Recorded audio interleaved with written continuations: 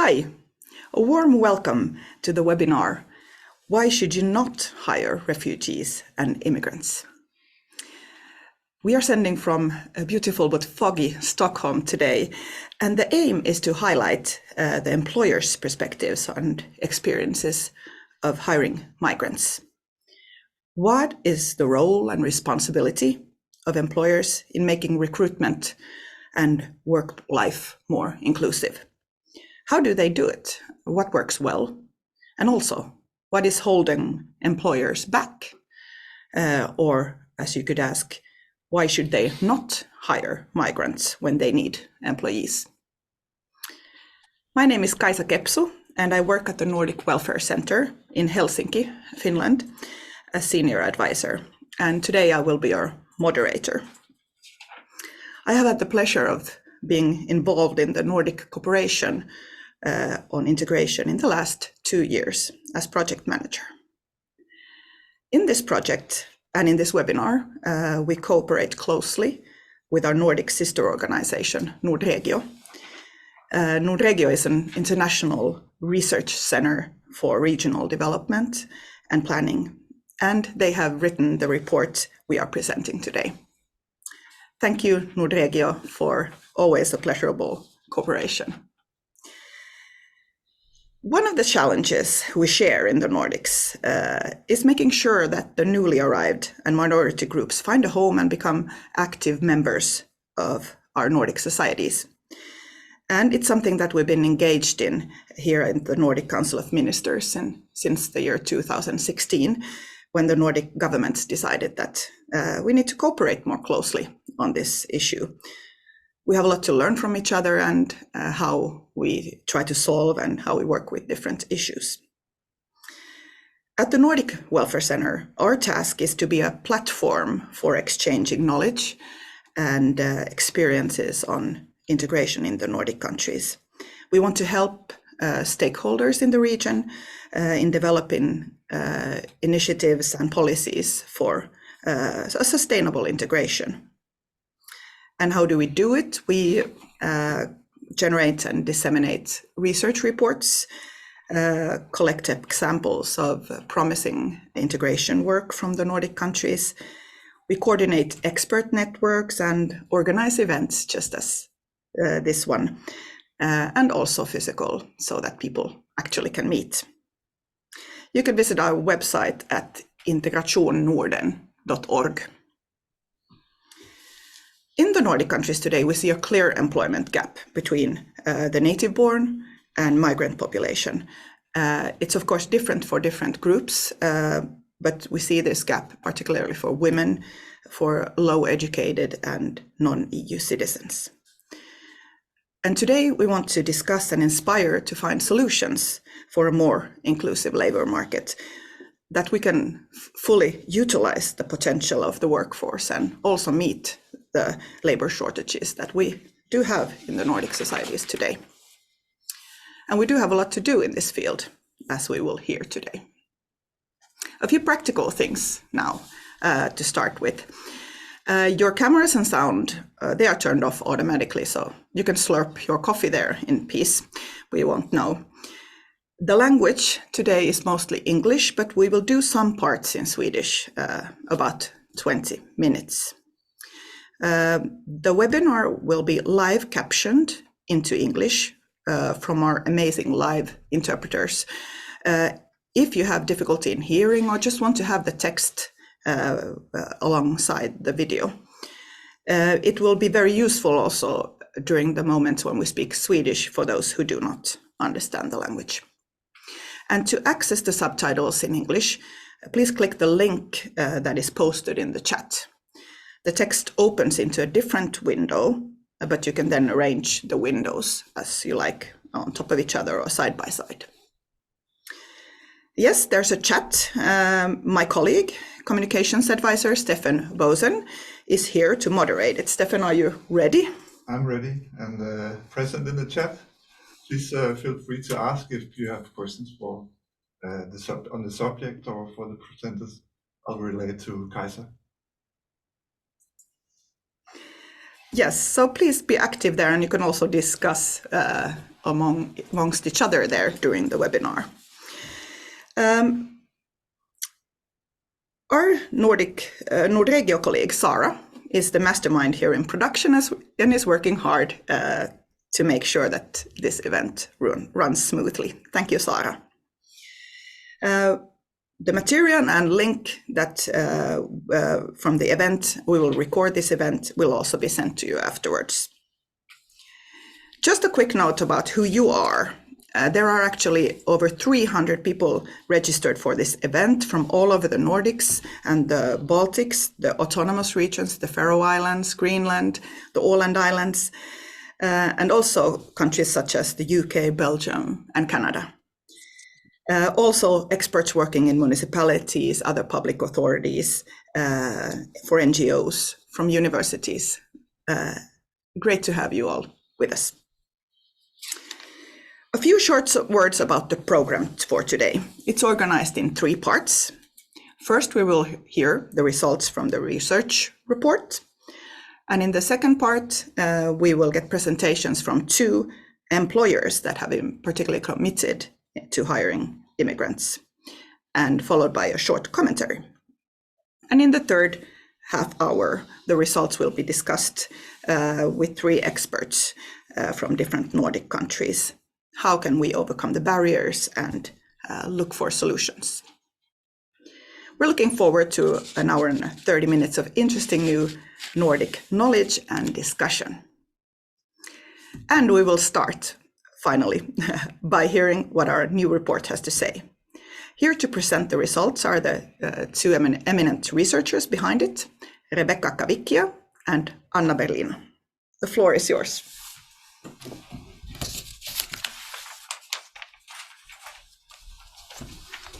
Thank you, Kaisa, for the presentation. So we will now give an overview of the key points and key findings of this report on employers' perspective on hiring immigrants and experience from the Nordic countries.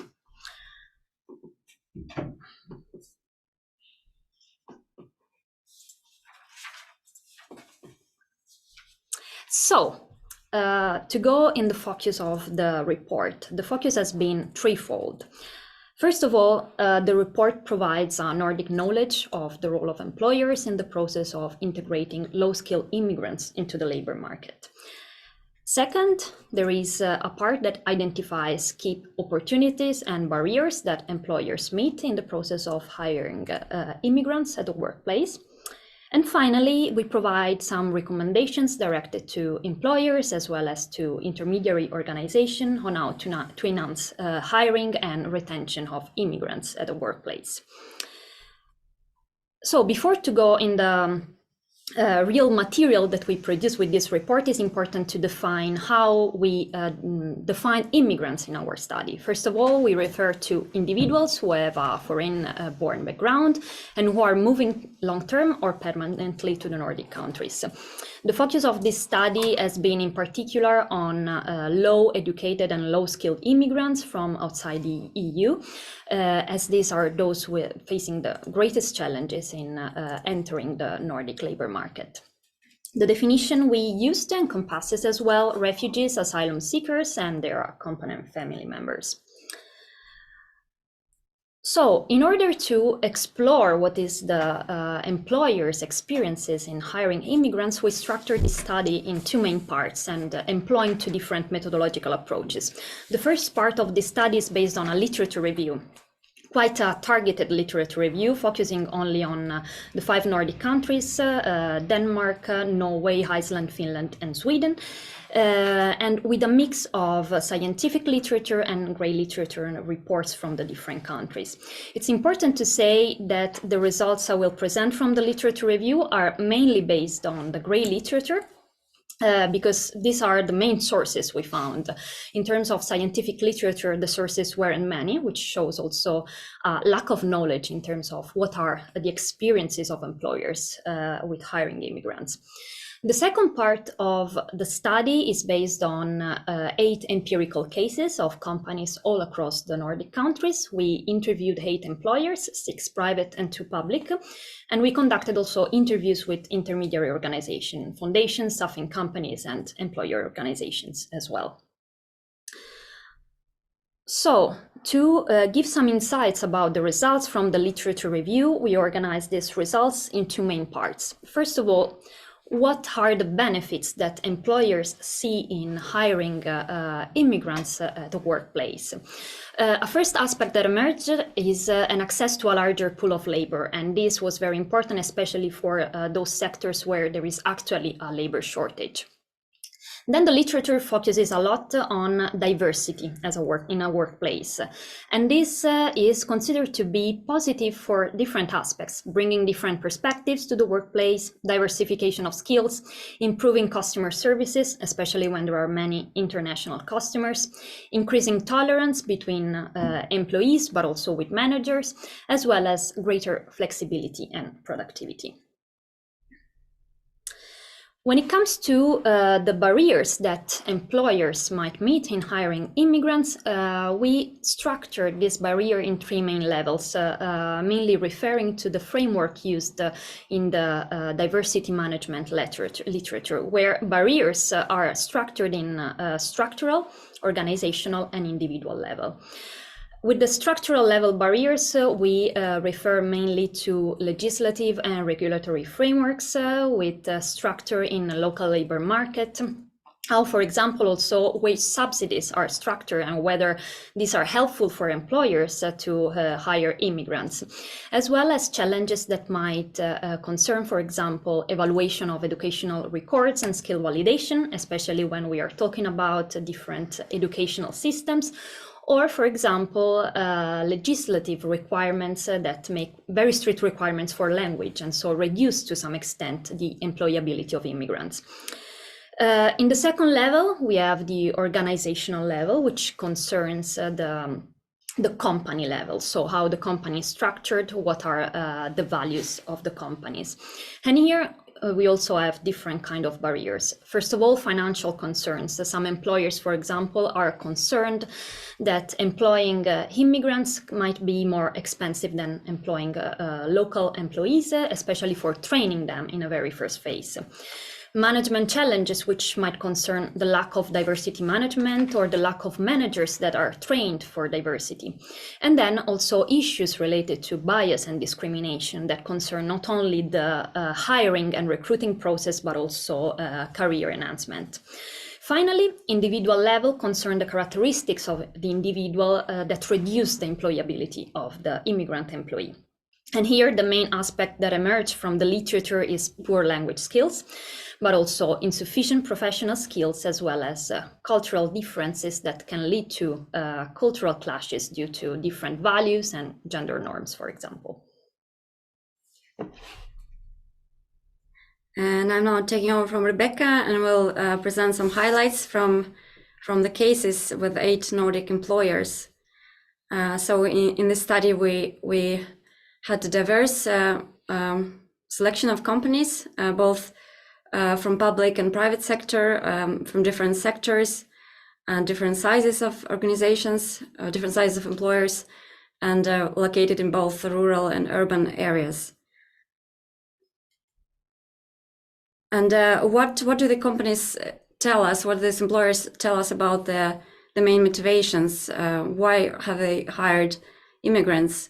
And one thing that comes as a primary motivation for many of those employers has been addressing labor shortages, and then also making a social impact and operating sustainably has been emphasized specifically among the larger companies. For them, hiring immigrants is seen as part of their CSR strategies. And some companies also emphasize the positive impact that diverse workforce brings to their companies, both in terms of economic performance and working culture. Immigrant employees are often praised as a way for being hardworking, for being able to be flexible, work, for instance, during public holidays. And several employers also emphasize strong work ethic and loyalty, which also positively influence the entire workforce. Well, some employers have also generally been commenting that the long-term advantages of hiring immigrants in their cases outweigh the initial hurdles. And here's a quote from one of the employers who's been very positive about their experience with hiring immigrants and encouraging others to follow their example. Just open the door and take time to do it for the first time. It's a great benefit for them, for the company, but also for the society. I can tell it makes all the colleagues feel proud of their workplace. So we've talked now about the key benefits and motivations, but what has not worked so well? What do employers see as the barriers, challenges?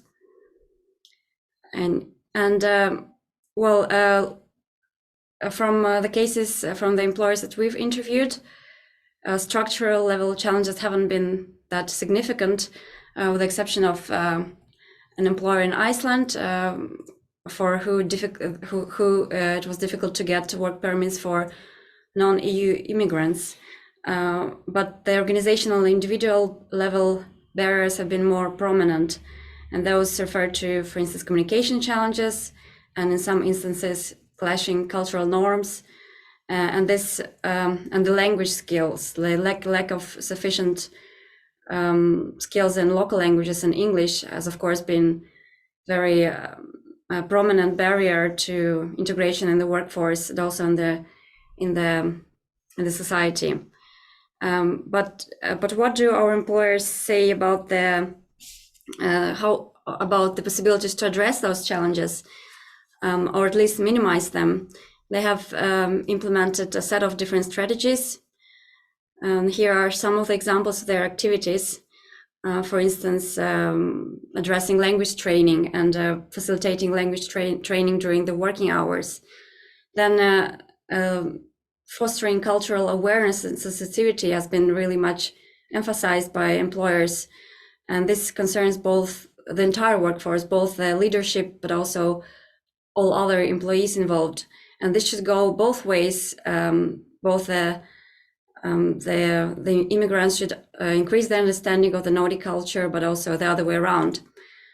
And cultivating this kind of positive attitude towards diversity has been very important too, creating this culture, a working culture that embraces the differences and the differences among the employees. And then several employers have also been focusing their efforts on promoting comprehension of Nordic working rules, workplace rules, values and norms, for instance, gender norms and gender equality. And those measures have been important for improving the integration of immigrants in the society. Then there have been also targeted efforts to address language challenges by, for instance, lowering to some extent language expectations where it was feasible. And several employers have also implemented creative approaches to addressing the language challenges, for instance, by translating the manuals, the guidelines into different languages and recording the guidelines in different languages. It is also important to say that there have been a set of enabling factors that made hiring and integration success in our cases, in the cases of our employers in the study. And we've seen that one of the key success factors has been a strong cooperation with different actors, public employment services, local authorities, but also engaging with staffing companies and civil society organizations to some extent. And those actors, their assistance or their facilitation has been crucial in facilitating language learning, matching employees with the right candidates, and also providing information on wage subsidies, or also some administrative assistance and help. So there are many examples of how this cooperation has been facilitating the integration and hiring. And I would like to conclude with some learnings we've developed based on the study and based on the interviews with the employers. And as I already mentioned just now, the value of collaboration, the cross-sectoral collaboration, we've seen that it has been very important, and that it has also possibility, a potential to further be strengthened, as these actors, intermediate organizations, private sector actors, public sector actors, civil society actors, they complement each other in their efforts and actions, and combined efforts are needed. Then we suggest that challenging negative narratives is also very crucial, as today there is so much focus on the negative and the challenges of the integration process, but fostering a bit more positive image and talking about the good practice examples can also inspire other companies or employers to follow examples. Providing comprehensive guidance for employers. We've seen in our study that there hasn't been very easily accessible information and guidance on benefits for employers of hiring immigrants, on the information regarding wage subsidies and what kind of help is available for employers, the public help and support. So this type of guidance we've seen could be further strengthened and developed. And for employers, one of the key learnings has been just to give it a try. And from the interviews with our employers in the study, many of them mentioned that the experience of hiring and integrating immigrants has actually been smoother than initially anticipated. And fostering professional growth within organization is something that we think is also very important, as managers with immigrant background can act as role models within the organization and inspire others. And addressing language barriers, there are plenty of examples of how it can be done. We have collected some of those examples in the study. It is from adjusting language expectations to providing on-the-job language training, and plenty of other opportunities. And finally, making use of existing support measures, such as wage subsidies, as we've seen in our study that not all employers have been making use of those possibilities, and their knowledge of those measures could be enhanced. So this has been just a quick wrap up of our findings. And for more information, more detailed findings, please download the report. But I can't somehow. Yeah, later on you will get a link. Thank you very much, Anna and Rebecca. I think Stephanie's sharing the link in the chat, so we will people can find the report there. Thanks so much. Actually, I just want to hear what you think about what do you hope to achieve with this report. What do you think you can learn from this, or how can it help our audience in the future, do you think? Yeah, we first of all, we hope that some of the recommendations will be useful for public sector actors and other type of actors, and then would like to inspire other companies or businesses and employers to follow the examples of those good practices that we collected in our study. So it's both inspirational, to provide inspiration, but also to spark the discussion of what could be the next steps. Yeah, thank you very much. I would have so many questions for you, but I would just encourage everybody to look up the report for really interesting examples and just how the research is done. Thank you very much. Thank you.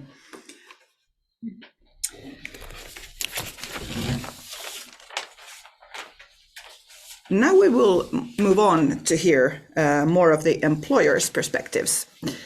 And at the same time, we will switch into Swedish for about 20 minutes. Please activate the live captions through the link posted in the chat, and you will get the subtitles in English. Så först har vi med oss Ann-Marie Eklund som är HR-chef på Snellman i Jakobstad, Finland. Är du där, Ann-Marie, med oss från Jakobstad? Hej, jag är här. Vad roligt, välkommen. Jag är direkt över till dig. Varsågod. Tack så mycket. Roligt att jag får vara med och presentera lite hur Snellman jobbar här. Om jag får den här presentationen så har jag lite lättare att hålla tråden så att säga. Jo, som sagt, jag är Ann-Marie Eklund. Jag har jobbat vid Snellman köttförädlingen över 20 år och jobbar med rekrytering och personalens välmående. Snellman köttförädling är en del av Snellman koncern och vi har 2 affärsenheter då, det är köttförädlingen och färdigmat. Vi är verksamma i Finland och Sverige och har personal runt 2800 i Finland och drygt 200 i Sverige. Lite kort om vår hållbarhetsstrategi. Vårt mål är då att vara det mest ansvarstagande livsmedelsföretag med en värdekedja där alla har möjlighet till framgång. Våra hörnstenar för hållbarhetsstrategin. Det här ska man kunna tala väldigt mycket om, men det som vi ska nu koncentrera oss på det här välmående personal och det vi jobbar med personalen. Vår mission är ju då att vi vill ge människor möjlighet till det bättre och är väldigt mån om våra producenter. Mår producenterna också bra så tar de bra hand om djuren och likadant vår välmående personal. Mår personalen bra så får vi också mer så att säga hämtning därifrån också. Att vi coachar människor till att modigt lära sitt eget arbete och att tillsammans möta motgång och framgång.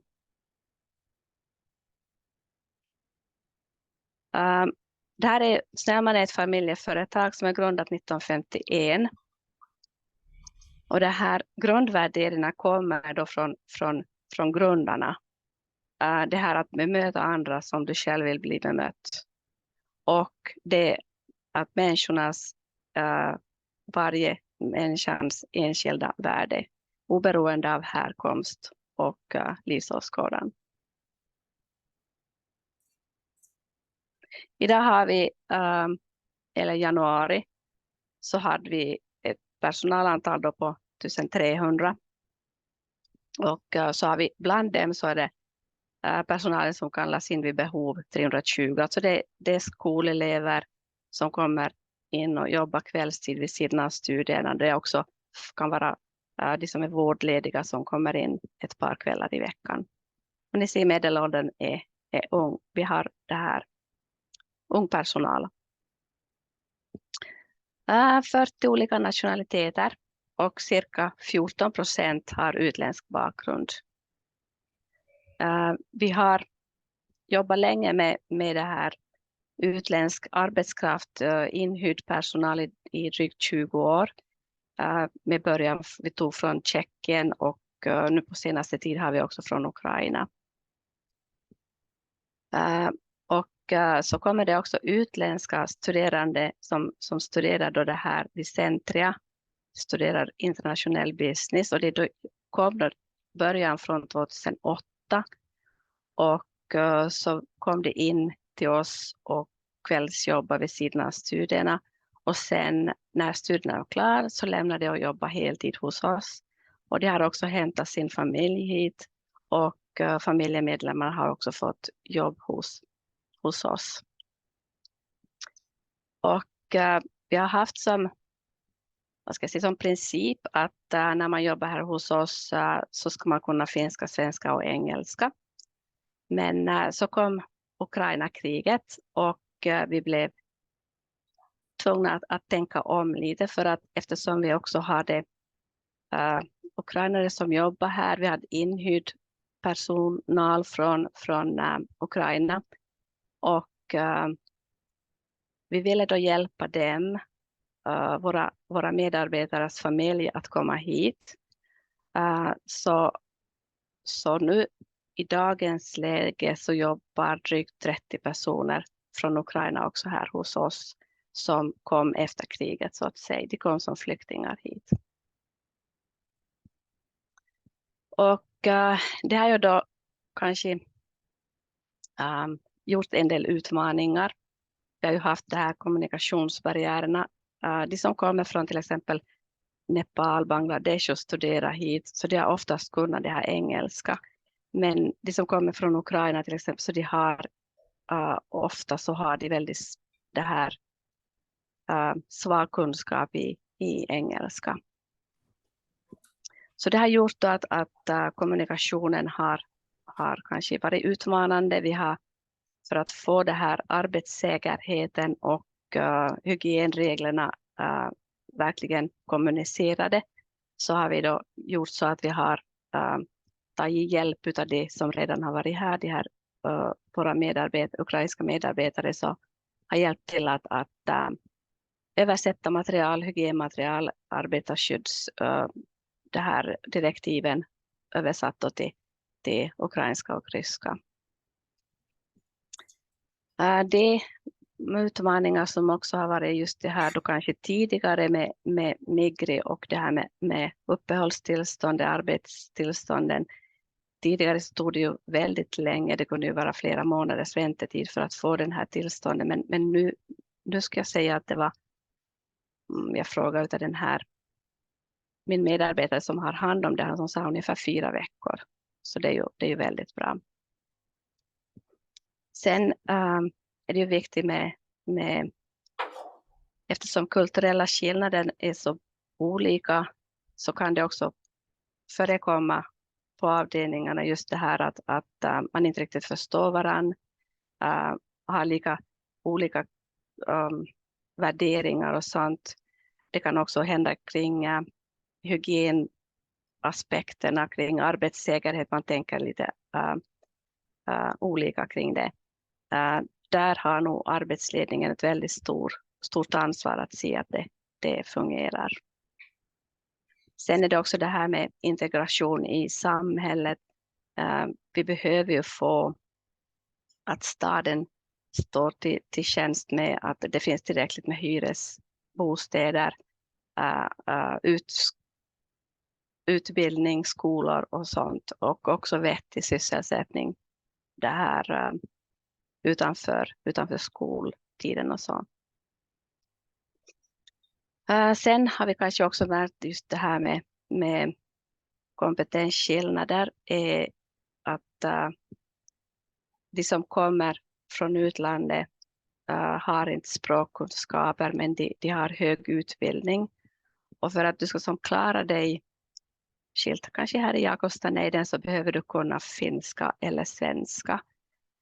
Det för att kunna ta som, så att säga, på tjänstemannanivå en tjänst.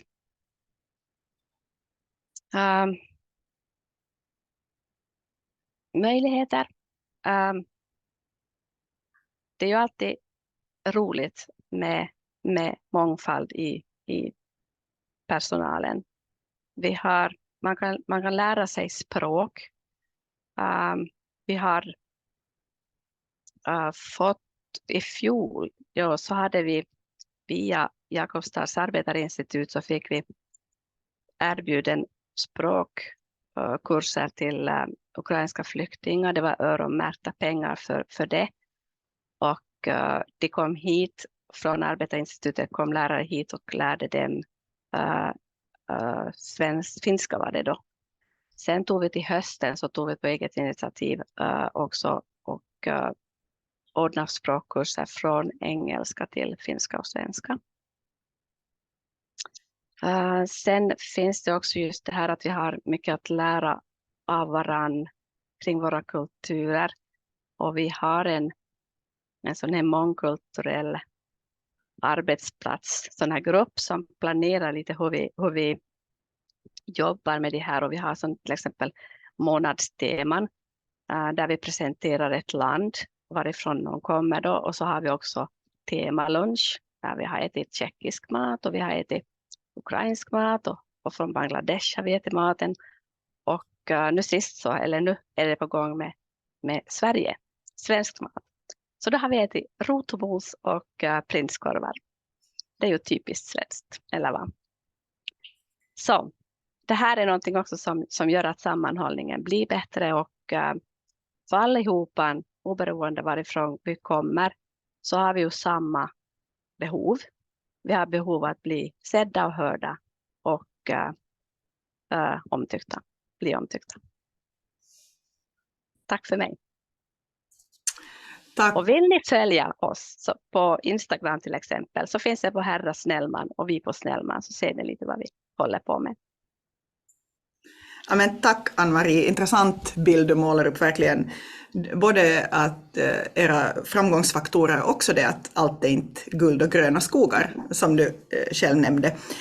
Men jag tycker ni visar att det handlar mycket om motivation och vilja och spännande med era liksom språkkurserna som ni ordnar upp. Och så här, så är det någon typ av support eller ramverk från myndigheterna som du eller ni önskar skulle finnas på plats för att det skulle ännu underlätta att anställa personer med migrantbakgrund? Egentligen så tycker jag att vi har ett bra system. Jag menar vi har ju Migri och Migri fungerar bra i dagsläget. Och sen vet jag inte, jag tänker mest just det här med att det finns hyresbostäder och det finns dagvård och skolor. Det är nog kanske det som är mest här omkring. Det med bostäderna hör man ju verkligen som ett stort problem. Ja. Ja, men stort tack till Jakobstad och till er på Snellman. Tack. Nu går vi vidare till Visby, Sverige. Med oss ska vi ha Magnus Larsson, vd och ägare för McDonalds i Visby, och Maria Eliadis Alvermark som jobbar som projektledare på Tillväxt Gotland. Hej Magnus och Maria, roligt att ha med er. Vi är spända på att höra hur ni samarbetar och jobbar på Gotland. Så varsågoda. Hej, tack för att vi får vara med. Vi ska väl också få lite tjusiga bilder, ja. Precis. Ska vi klicka fram första bilden direkt, Maria, kanske? Jag kan börja med att säga vilka vi är. Kanske. Ja, jag äger då McDonalds på Gotland. Det är ett företag som heter KSR Visby AB. Det har gjort sedan 2008. Och det här är då... Maria Eliadis Alvermark som sagt. Och jag jobbar med ett initiativ där vi får unga i sysselsättning här på Gotland genom arbetsgivare som bland annat Magnus på McDonalds. Ja. Och bakgrunden till detta, jag ska säga att jag kom först i kontakt med er då under Almedalsveckan eftersom Arbetsförmedlingen på Gotland rekommenderade mig att vara med i en presentation och i en paneldebatt. Och som då har minnat fram till i några år att vi nu har ett projekt där vi fokuserar på att sätta unga människor i arbete oavsett om man är född i Sverige eller någon annanstans i världen. Men bakgrunden är att vi har haft ett gott samarbete med polisen som bygger på att vi tillsammans, näringsliv och det offentliga, ska se till att våra besökare främst under sommaren får en bra upplevelse. Och det har vi haft under ett samtal som vi kallar för god ordning på stan. I ett sådant möte för ett antal år sedan så berättade polisen om en negativ utveckling med människor som inte hade ett arbete efter att man gick ut skolan och att det fanns då ett önskemål från det offentliga om att adressera detta för att vi inte ska behöva hamna i liknande situationer som vi upplever i Sverige på fastlandet med ökad kriminalitet och så vidare. Parallellt med detta så såg vi en demografisk utmaning där befolkningen blir allt äldre, pensionerar sig, vi behöver ha fler unga människor som kommer in i vård och omsorg och så vidare. Och det fanns också ett behov av att anställa många människor. Och vi fick inte riktigt ihop det där för att samtidigt så var det så att det var över 300 människor som inte hade ett arbete. Och det var då lite underligt, tyckte vi från näringslivet, att det då fortfarande att vi hade svårt att hitta medarbetare helt enkelt.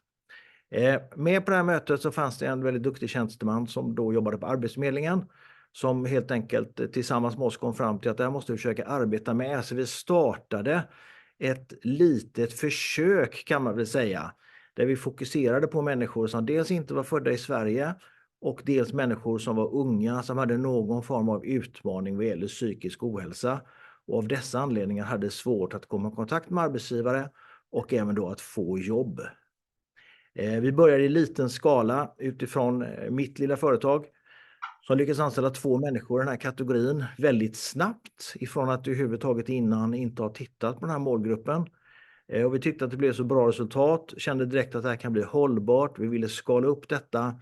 Så bara genom att vi tillsammans, egentligen 2 personer, tog kontakt med ytterligare 10 näringslivsföreträdare på Gotland, så lyckades vi sätta 10 människor i den här kategorin i arbete bara på några månader.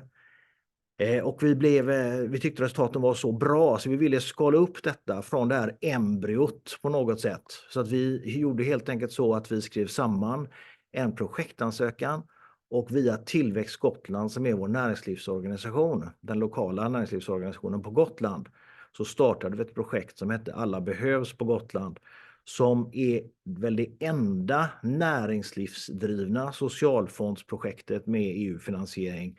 Då var det åtminstone det i Sverige, eller åtminstone ett av väldigt få.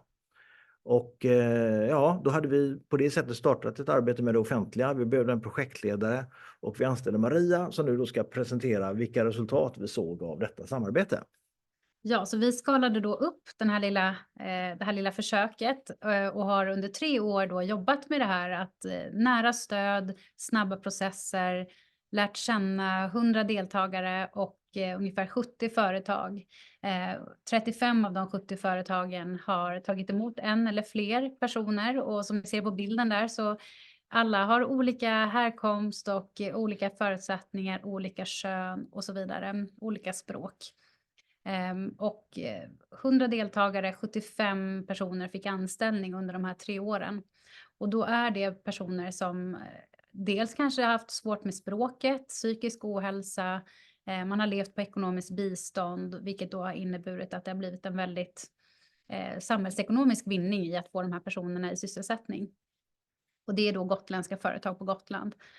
Och Gotland är en liten plats. När vi gör saker som är småskaligt så blir det ändå storskaligt, eftersom att, som Magnus sa, så 300 unga på Gotland varken arbetar eller studerar, och genom att jobba med 100 så är ju det en rätt stor del då av den här gruppen. Vi jobbar hårt med att hitta någon form av stadigvarande finansiering för den här insatsen, och just för att vi är en privat liten ideell förening så är vi helt beroende av någon form av finansiering. Och det som ni ser ner till är citat ifrån deltagare som vi har jobbat med. Ja, vi är nu i ett nytt projekt då, så att vi har precis fått nya medel där vi samverkar och är under samma samverkansprojekt som Region Gotland, just för att vi jobbar hårt med att hitta finansiering och långsiktighet av den här typen av insats. Där företagen spelar en väldigt stor roll i det här sociala arbetet.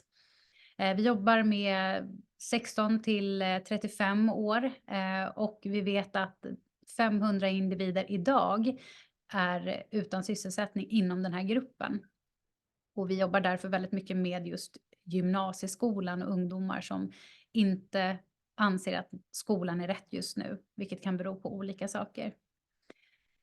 Arbetslösheten är väldigt låg, den blir lägre i hela Sverige, men inte minst på Gotland. Samtidigt så är det många unga som inte ens är inskrivna på Arbetsförmedlingen utan försörjer sig på annat sätt. Och det är här polisen kommer in och samarbetet med Polismyndigheten. Där de också kommer med deltagare till oss som kan vara unga som är lite på glid, som gör fel vägval i livet ska jag säga. Kommer till oss och sen så matchar vi dem mot arbete hos våra gotländska arbetsgivare. Så att det är brottsförebyggande och handlar om innanförskap istället för utanförskap. oavsett vad man har för bakgrund. Och jag nämnde det tidigare, men arbetsgivarnas roll i det här, näringslivets engagemang, det behövs i det här samarbetet. Vi gör saker på ett lite annat sätt. Vi har inte riktigt samma saker att förhålla oss till och kan komplettera de ordinarie insatserna som finns. Det finns väldigt många bra insatser, både för utrikesfödda men också för egentligen gemene man här i Sverige. Men det är ändå personer som hamnar mellan stolarna och alla har inte samma förutsättningar. Så där ser vi att vi kompletterar befintliga insatser. Vi kan bidra genom att hjälpa människor att förebygga ohälsa, kriminalitet, utanförskap. Men också samhällsekonomiskt som jag var inne på. Öka skatteintäkter och minska bidrag. Så att ja, igen då här har vi ett citat ifrån en annan deltagare. Vi jobbar mycket utifrån att det behöver inte vara så krångligt. Vi lär känna företag, vi lär känna ungdomar och sen så matchar vi dem i jobb helt enkelt. Mm. Det är den sista bilden. Det var allt. Tillbaka till den, så det är den sista punkten som Maria har nämnt även tidigare, är att det är vår största utmaning att vi arbetar ju för att kunna få arbeta vidare med de här frågorna, för vi tror att näringslivet spelar en väldigt viktig del i det här pusslet. Vi har ju lärt oss också hur mycket resurser som vår region, det vill säga Gotland, lägger ner på att försöka åstadkomma resultat i detta arbete, och är väldigt ödmjuka i hur vi ser på detta, men vi ser också att vi skapar otroligt bra resultat med väldigt få resurser. Så att det är vår absoluta ambition att hjälpa folk komma i arbete lite mer effektivt och lite snabbare än vad som annars kan vara möjligt. Jag ska säga det bara, vi är bara 2 medarbetare. Det är jag och min kollega Hanna som jobbar med den här gruppen på det här sättet. Så att små resurser, men stor vilja. Stor vilja, det har vi verkligen hört tidigare också från er, Magnus, och det verkar ju som att det här samarbetet är någonting som är nyckelfaktorn i att kunna erbjuda tjänster och jobb för unga med olika bakgrund. Du talar, Maria, om nära stöd. Vad innefattar det här nära stödet liksom kan du lite utveckla mer i praktiskt vad ni tänker med det? Ja, jag brukar försöka ducka för att prata om vilka metoder som vi tillhandahåller. Vi har utbildning inom MI och BIP och så vidare, men vi jobbar väldigt mycket med att lära känna, komma till djupet med problematiken, berätta om oss själva för att få dem att berätta. Så att också så här vuxna förebilder, att ta fasta på att vi inte är varken myndighetsperson eller förälder eller syster eller bror, utan vi är liksom bara en person som kan bli ett filter mellan arbetsgivaren och individen egentligen. Så att nära stöd innebär egentligen att vi finns kvar, vi står där, vi ställer de där jobbiga frågorna och ser till att arbetsgivaren kanske slipper det många gånger. Se till att människor kommer i tid, att man vet vad som gäller när man kommer till en arbetsplats. Så att rätt simpla saker, men ändå att finnas där. Visa genuin tro på människor framför allt. Jag tror ofta det är ni som får, när det blir lite jobbigt, för det blir det för alla människor i den här kategorin när man får sitt första jobb eller sitt andra eller vad det kan vara. Man har mycket erfarenhet att gå från praktik till praktik till praktik innan man får sin första anställning. Och då skapar man vanor av att faktiskt vilja, man ger upp för tidigt, och då tror jag ni ofta är de människorna som får individen att fortsätta kämpa tills de når sitt mål. Och när de väl har nått sitt mål, det är då vi har lyckats förändra deras liv för all framtid på något sätt. Så det känns väldigt, väldigt bra. Komma förbi hinder. Ja. Bra jobbat.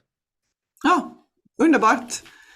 Spännande att höra, och ni kan läsa mer också i rapporten om hur McDonalds på Visby har jobbat. Och spännande att höra om ert samarbete. Tack till Gotland. Och nu går vi över to English again. And thank you to the interpreters so far. We will finish off this session with some reflections from Mark Alenius, who has founded Jobbentrén. It's a social enterprise from Stockholm that has focused on diversifying recruitment and helping newcomers find jobs. Hi, Mark. Oh, hello. Hi. Thank you for having me. Great to have you. We have heard some really positive examples here from the previous speakers, of course, challenges as well. And you work closely with helping newcomers find jobs. In your experience, what do you think? Why is it just so difficult for some employers to hire refugees and migrants? I would actually like to make a shift there. We don't really help newcomers. We help companies hire and retain and develop newcomers, because that's what we need. We need the companies to have the skills to do this, so it's beneficial for everyone. We work fairly similar to the project in Gotland. So what we do is, and what we help companies with is, first of all, with the recruitment process. Most employers are not used to having a recruitment process that is not for candidates that speak fluent Swedish, that lack experience from the Swedish labor market. They don't know. It's very difficult to perform an interview when you lack the language skills, the confidence, the experience. So that's where we start. That's the first process. We need to teach the companies how to think in new ways already when they write up their job descriptions. And just like you said before, in Gotland, one thing that we do that's very important is we support them when they start their work. Because just like they said, so many immigrants and companies have bad experiences of hiring people from this group, and they don't succeed. And people just are in a hamster wheel of failure. And that's something we want to break. And you can, if you give them the right tools. But it's not up to the newcomers primarily, it's up to the companies. And you're an employer yourself. You have yourself a diverse team. I think setting an example is, of course, very important. What is your takeaway as an employer yourself, working with a diverse workforce? Both from the report and from Snellman and McDonald's, we hear all these benefits, and I agree. There are many benefits. There are challenges. I would like to add a few benefits. I think it's great to hire refugees or migrants or non-Swedish speaking people to develop your leadership. It needs you to teach, every leader needs to learn something new when they're doing this. It lowers your staff turnover. If you hire people that are in this position, they tend to be loyal and stay long, which is great. And especially in markets like McDonald's, I can imagine they hire many young people that maybe don't stay at McDonald's for a very long time because they then want to do something else. But from our experience, if you really give migrants and refugees these opportunities, they tend to stay much longer as well. Yeah. And the third one is employer branding. Young people or people with hearts tend to care about these issues and want to work at companies that contribute and take social responsibility. So this is also helping you in your employer branding. Right. We haven't really talked about certain support for employers that has been mentioned also in the report, the wage subsidies and other support measures for employers. How do you see it in Sweden? Is it very well known how you can use the subsidies, and what are your experience? What do employers, do they use them? So I've been working with subsidies hiring now for 7 years, and it's both ways. Some companies don't know anything about it. Some know a lot about it, and unfortunately, a lot of companies use it not in the right way. They use it short term. They use it to have cheap staff short term, and they don't have a long-term plan what these subsidies should be used for to then cover their really competence problems with like the higher levels of learning. But those companies that use it well, that use it to lower demands, to think more long-term, to incorporate language as a developmental skill that you need to learn at the job or parallel with the job, to set new directions, new targets, get more responsibility, better salary, all of those companies that do that well, they tend to succeed and reach all these benefits that have been mentioned before. But thinking long-term and using the subsidies to really lower the demands at the get-go and put more effort into the onboarding, development, competence, learning that suits their needs long-term, not just short-term. But of course, there is some administration, and it does put some requirements on you as a company to pay your salaries a certain way, have certain insurances or collective agreements. So it's not for every company, but it's still, I would say, fairly easy access. And if you don't know it yourself, there are companies like me, or just go to Arbetsförmedlingen right away, and they will help you. I mean, this is our main target, to get these people that are considered to be far away from the labor market and thus have the right to these subsidies. This is our job, and the civil communities and the communes and the state. This is our mission. These are the people that we need to help. But they will also help the companies, some better than others, but there is help to receive. I'm thinking the companies and employers that you get in touch with, they probably already are committed to this issue. They want to make a change also in this field. How do you see the society at large? I mean, research, of course, says that there is discrimination, and it's a major obstacle for hiring persons with migrant backgrounds. How do you see, how can we overcome the attitudes among the employers? I mean, that's part of my job. Every time I meet a client, I try to determine what are their prejudices, what are their thoughts about this group of people. And if it's, if they don't listen to feedback, they're not willing to learn new things, to break down their biases. I mean, sometimes you just have to give up. Some people are they're not moldable. They don't want to learn new things, expand their visions, get new perspectives, but most people do. So it's just a matter about talking about it, setting good examples, and giving them the right tools. And once you do that, most companies realize it's not as difficult as they think it is, or it doesn't have to be as bad as it was last time.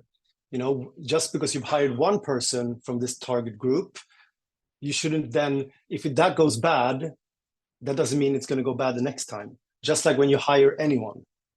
But don't try it just once and then, evaluate the whole process or the whole group based on that. Like you would never do when you hire in regular anyway. Yeah. But of course, it needs to be done. But you also need to meet people that are approachable and that are willing to talk about these things. If they're completely unaware of their biases and they don't want to listen, I give up. I focus on the companies that want to set good examples. And to be fair, the companies that do are the ones that are going to succeed. I mean, only in Sweden, this group of people is like 30% of the labor market. If you don't learn how to use this see the potential in this and hire them and develop them, how are you going to grow? Yeah, exactly. Why should you not hire people from this group? Exactly.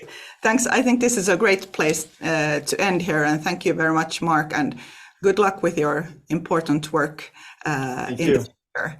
And let's meet again. Thank you. Thank you. So it's time to move to the third and last section of this webinar. We have heard some great examples. We have heard challenges, barriers even, and we want to, of course, look ahead. So what should we do when we move forward, and how can we overcome these barriers? With us to discuss this, we have three experts here in the studio, and I will invite them to come up here. First, I will invite Karin Heri, who is Country Director at 10th Partnership for Refugees, Sweden. And she's with us from southern Sweden, from Skåne. Welcome. Thank you so much. Then we have an expert from Denmark, Anna Engeldal Jacobsen, Senior Consultant at the Agency for International Recruitment and Integration, SIRI, at Denmark. Welcome. Thank you. And last but not least, Ahmed Abdirahman, who is founder of Järvaveckan, here in Sweden, and also a member of the Nordic Migrant Expert Forum, who is also advising our work, what we do at the Nordic level. So great to have you all with us here, and we will discuss the results a little bit and look ahead for the future. And maybe I'll start with you, Karin, with a basic question. 10th Partnership for Refugees is a global network of companies committed to the economic integration of refugees. What takeaways have you had in your work? I mean, you work quite close to businesses and employers. What do they need in order for them to hire, for example, refugees? Thank you so much. Yes, we're a global network of 350 large multinational or global companies. And an understanding that the refugees face barriers is very important.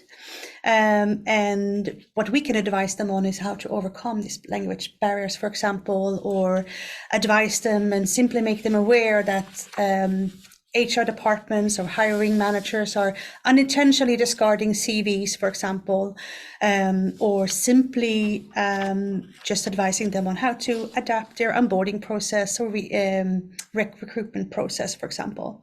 And I want to we have heard so many concrete examples of barriers, but also examples of how to overcome them. And what we bring to the table is definitely also best practice examples within the network of employers that have found really smart ways on how to overcome them. And we, of course, see that one large company can inspire another. And we work quite a lot with it. We have a great research department as well that producing several best practices reports every year. So, yeah. I wish I could hear some more of those today here, but we'll get back to that. Anna Engeldahl-Jacobsen, you work for the Danish Agency for International Recruitment and Integration. It's a public agency under the Ministry of Immigration and Integration, right? So how has Denmark worked to support employers to recruit foreign-born labor, both nationally and in the municipalities? What do you think is the key role of the public authorities, and how is it working? One thing is to make the frame, you know, how the legislation is, how the law is, to make it possible for them to employ the people from third world countries. Another thing is also to bridge building, you know, how to make the people who is out of work, to make them get a job at the companies, in the way of how to support the companies, of knowing what is most important for me as a company to employ, what is important for me to make this employer to develop through the time this person is employed by my company. And one very important thing is the municipalities. In Denmark, they do a very big job helping and supporting the companies throughout the country. We have very many different very small countries, very small companies and very big companies. And what is important for that area to focus on when you get a new employee who maybe is not very good in the language, who's maybe not good in professional skills, and how to support that way. So they're going to be a very good worker at the company for a long term. We heard here from Anne-Marie in Finland that she was quite happy with the Finnish public authorities. If you would ask employers in Denmark, how do they think you are doing? We're very proud of them, of course. But of course, there is differences between the municipalities all over the countries. Some of the municipalities are very focused on the company's needs, and also very focused on what unemployed, what is characteristics in that unemployed people who is in our area. Maybe it's an area where many Danish or mother-speaking Danish people moving away. So most of the unemployed people in that area is from a third world country. So they're very focused on supporting their companies because they're very interested of having the companies in their area to grow. And other parts of the of Denmark, it's not very difficult to get workers. And then there is not a big focus on low-skilled third world people who is not very much aware of the Danish language or doesn't have the right professional skills for what the companies are asking for. So there is differences, definitely there is. But in where I work, we do our best to support all over Denmark to acknowledge to know what is happening in the area where they're very good at supporting, and how can we support our people to get them employed at the companies, and to support and make them stay at the company, even though they don't have enough language or doesn't have the professional skills that they're asking for. Yeah, maybe we'll get back to Denmark in a bit. Ahmed, I want to talk to you a bit and ask you what you think are the main barriers for employers to hire lower educated persons with immigrant background. I know you have conducted some research also at Järvaveckan Research. Perhaps you have some clues there on why is it so difficult for some employers? Yes, thank you. And very important issue that we're discussing here today. I think that there are, of course, multiple reasons why it's very difficult, but I think that what we see when we talk to the companies is that there is a lack of knowledge. And when there's a lack of knowledge, it's easier to fill it with information that is not correct, and long-term information that is harmful and usually prejudiced.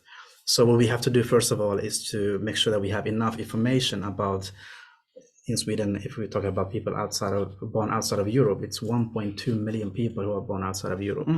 And we haven't even counted the children who are born in Sweden to those parents. So this is not a small group. We're talking about large groups of people with various different backgrounds, and we have to have an understanding of what their realities are. So that's why we have done a lot of research on understanding what's the language, what is the educational level, what is the how many years have they been here, income, labor market, and how do they feel about the labor market. So we have interviewed over 1,000 people in communities that have largely immigrant communities, and 50% of them feel the discrimination from the labor market. And we didn't believe that number. We were like, how is it possible? 50% of these communities feel discriminated. So we asked the actual labor market companies, and it showed that between 30 to 50%, if they get someone at an interview who happen to have a headscarf, for example, or any cultural clothing, they feel that will impact the interview negatively. The chances of getting a job will be more than half. So we have a huge issue of companies and people in the HR sector that don't have tolerance, don't have understanding, that value more on what people wear and how they look, and their names and their backgrounds rather than their skills. Language, of course, is then the other issue after, if you manage to come over that. And we see there that when it comes to language, that 70% feel that they will not hire anyone who speaks with not proficient Swedish language, which is understandable. You can agree to that. But then we were surprised on the other factors of the language side, which is dialects. If you have Rikssvenska, the major language dialect in Sweden, it's fine, not a problem. But if you happen to have an immigrant dialect, community where you grow up, which usually is an immigrant community if you are from these communities, and you do have the language skills, it's not a problem with the language. It's just the way you talk, the dialect. It's like coming from Skåne. But Skåne is not a problem. The problem is if you have a dialect from the suburbs. So there 50% see that as a problem to hire someone. So we language, it has different levels on it. Yes. So that's just two examples of the challenges we have seen in our research. And I think language is often used is something that as an excuse, sort of, also to hire. It's another reflection of the discrimination. Absolutely, issue. And we haven't done enough in Sweden to also understand what is the required language, right? Because we know that around 370,000 people are in Arbetsförmedlingen, the unemployment service center in the government agency, but we don't do enough language testing. So it's easier for employers, companies to say, or anyone who's hiring to feel that, if you happen to have a name, which by the way is a negative most of the time, if you have an immigrant name, they are more worried about the language, but there's no way to prove it. that this person has a Swedish level 1 or 2 or 3 or 5. So what we should do in Sweden is actually, or other countries as well, is anytime someone writes in services to get help, they should do the language test. It's the only way to know that if you are level 1, you should focus more on getting language training, not go to look for jobs, because there's not enough jobs with language 1 level. But if you are 3 or 4, then you have a better chance. And especially if every job is also labeled with what's required, that we all agree on. But that lack of not having these infrastructure makes employers worried, too much prejudiced. And these people feel that no one is going to help me. I'm just going around the door again and again. So, of course, it becomes an excuse. Karin, do you had a point on Yes, this? and we discussed this before, and definitely language is something that comes up both from the employers, but also the target groups that we meet. I mean, just to pick one group, over 90% of the Ukrainians that we asked in our survey are pointing out that they find that language is the largest barriers. And this also relates to other groups of refugees, of course. And at the same time, employers say, oh, language barriers, and due to security reasons, you have to speak Swedish in the production facility, etc. And what we do is we take that information, those sometimes concerns, and then also advise them on how to, okay, fair enough. And this is how you can set up a recruitment stream and a process on how to overcome barriers. For example, we have seen that unintentionally interviews are being conducted in a higher level of Swedish than is actually needed for the job. And we are then just pointing that out to the companies and advising them on how to overcome that doesn't happen, prevent that doesn't happen, and also talk about maybe what's the lowest level of Swedish when you enter the job, and where would you like your new employee to be in a year? Because we also know that you learn the language while working and while talking to Swedish people.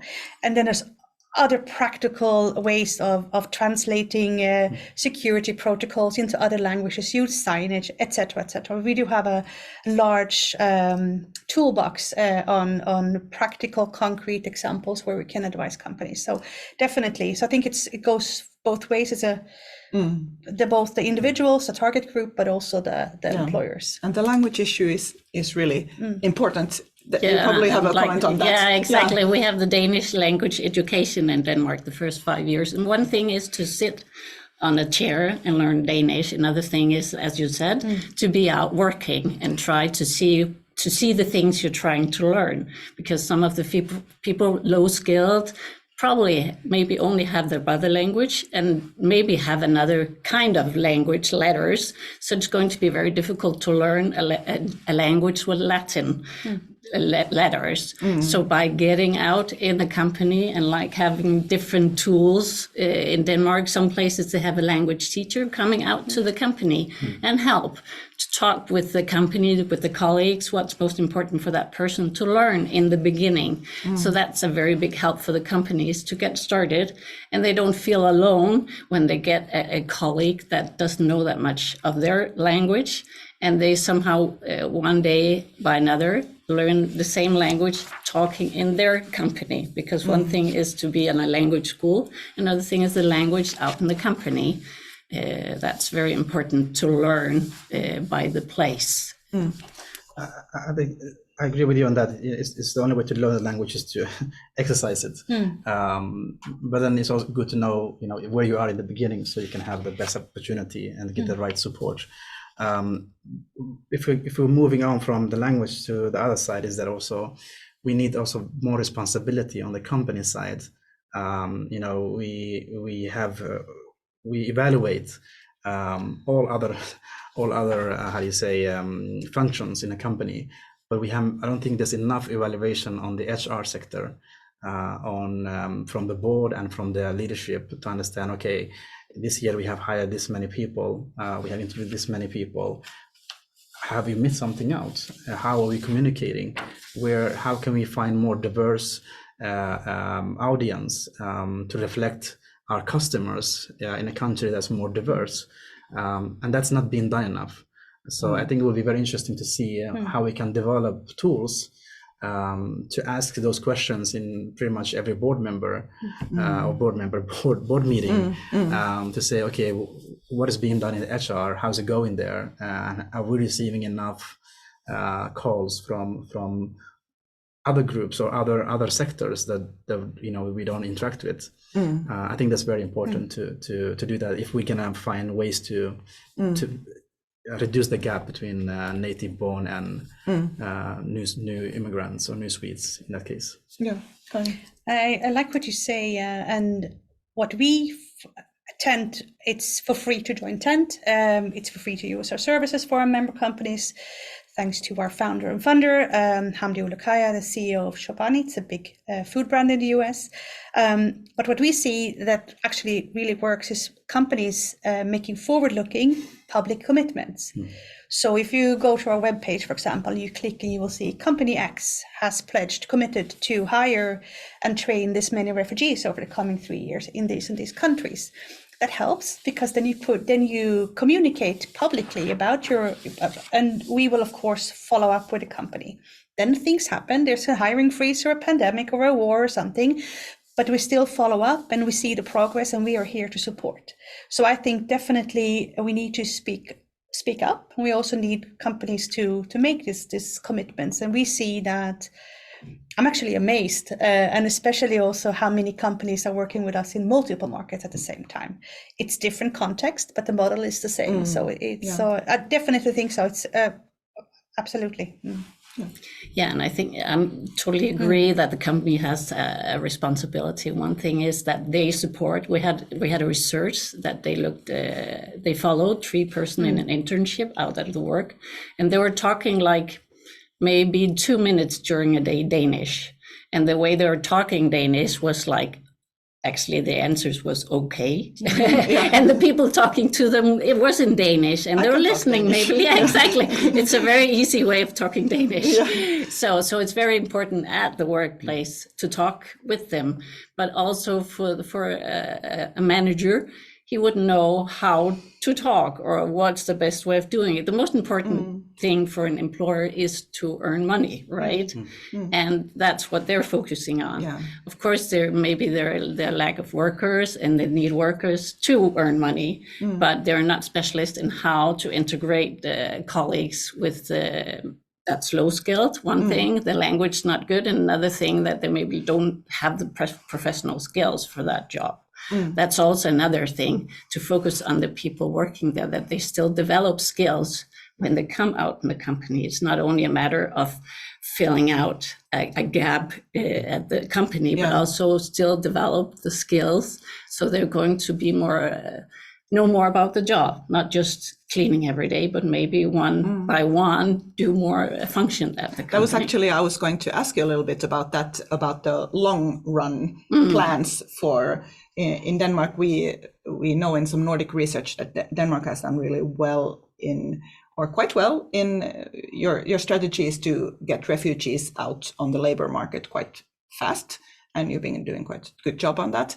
But in the long run, after several years, we can see that in Sweden and in Denmark, the share of people in the labor market is higher, and also their earnings are higher.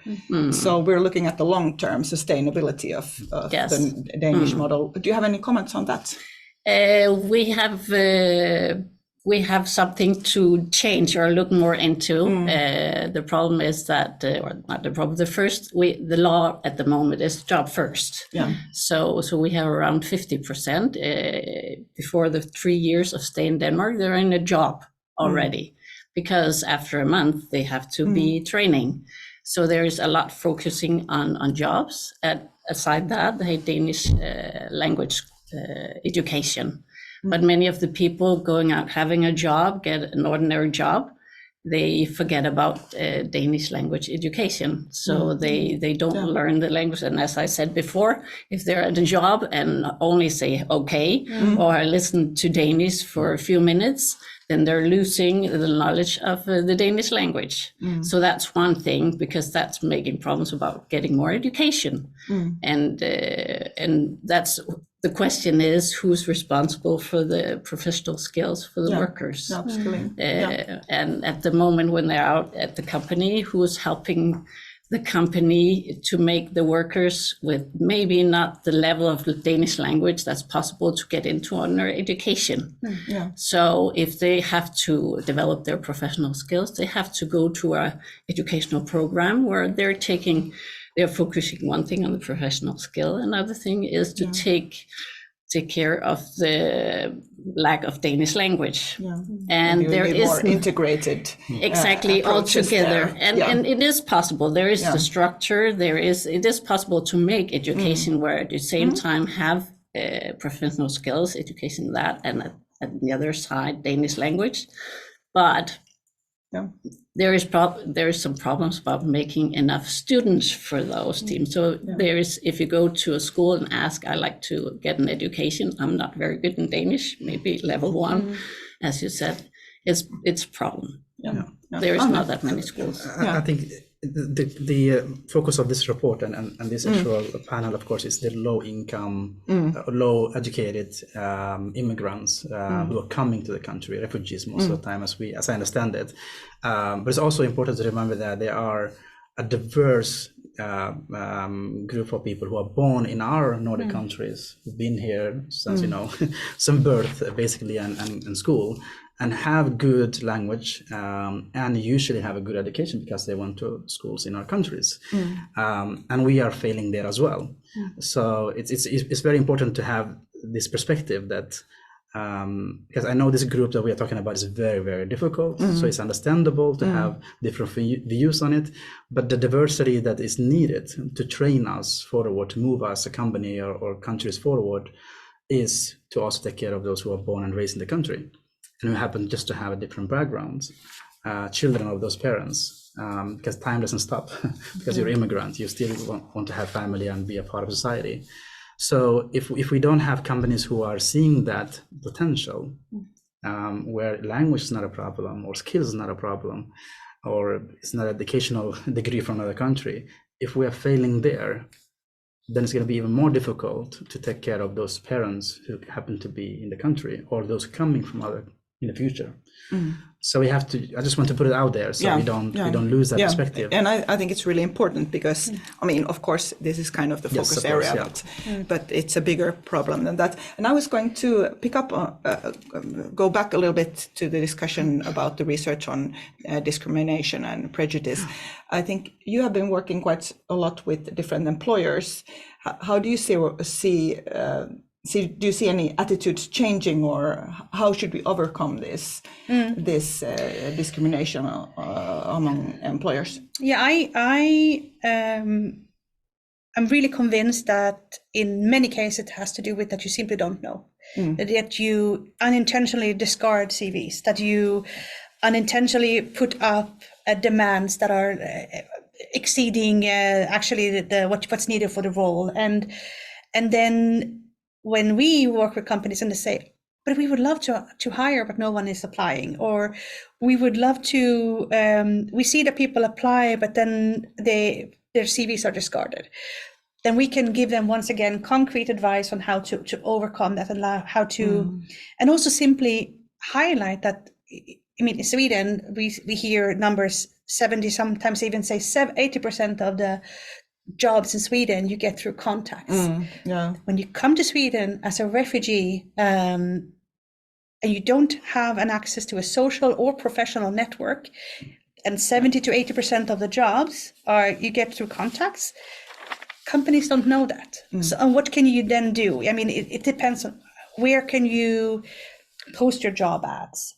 How do you reach, if you're, and once again, I want to stress, we advise companies on how they have to be intentional about hiring refugees. And if they're intentional, there are so many concrete steps on how to do this. But I also want to really, once again, highlight our best practice examples. I mean, I'm a little bit more than soon 1.5 years into my role.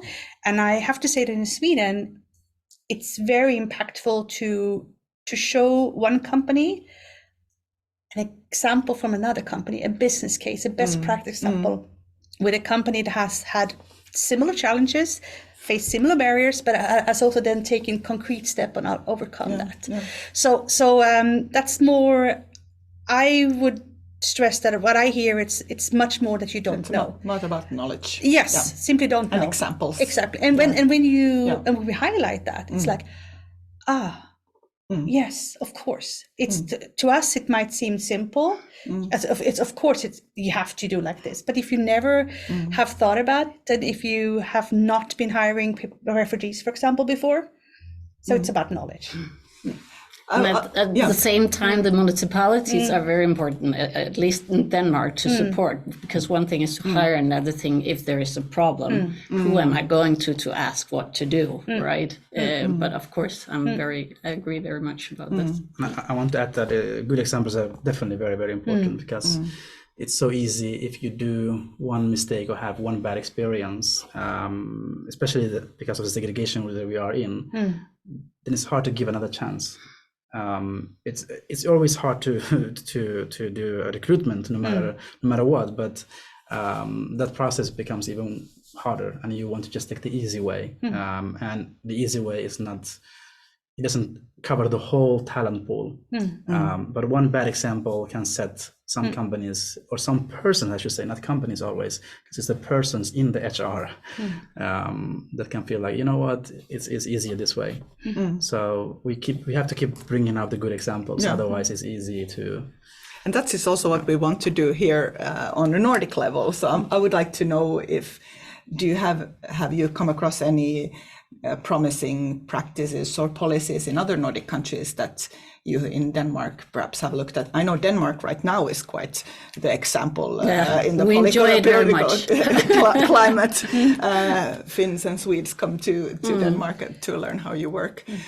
But I mean, are you looking at anything from other Nordic countries or come across anything? We heard about in Norway, they have language education. At the same time, they're developing skills in a special direction.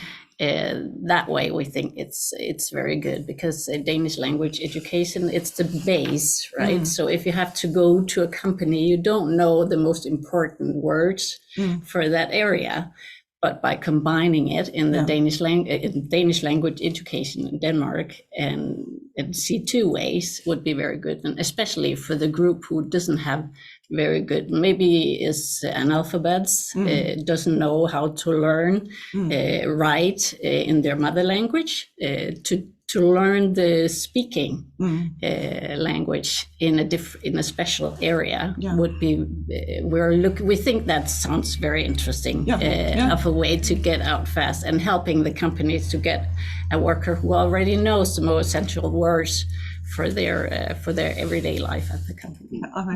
I think it's changing now when it comes to the major challenge of communication language, because now if you have just enough on how to read and write and talk, I understand, but now with AI and the digital tools, it's easier to communicate, much easier, to write better emails, or to be more concise in your formulation. It's very helpful.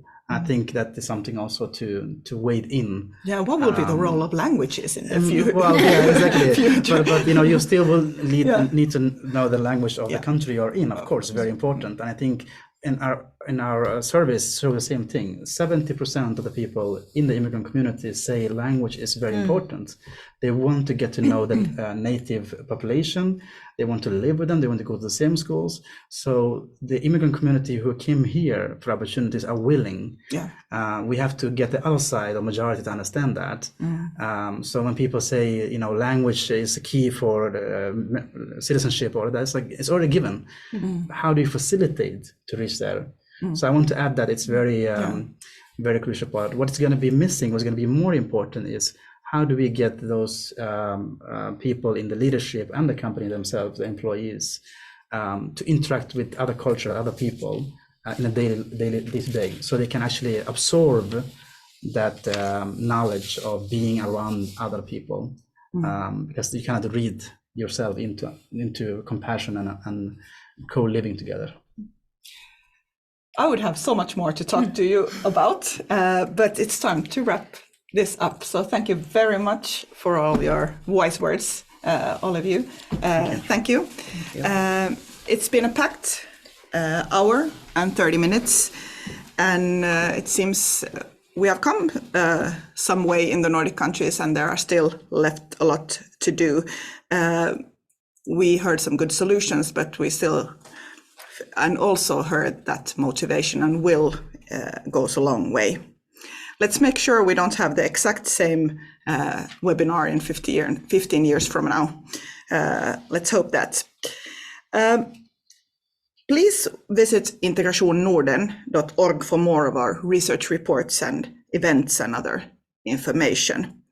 This webinar has also been recorded and will be available for you probably next week. We will send the link and some material as well. I would like to thank everyone that was here, and especially on behalf of all of us, we would like to thank all of you who have been participating. And we'll hope to see you again on March 6th, when we will arrange a webinar together with the UNHCR on community sponsorship for refugees in the Nordics. It's about engaging the local communities and citizens in providing help for newly arrived. So until then, thank you very much and have a good rest of the day.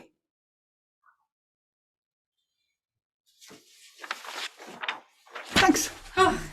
It's a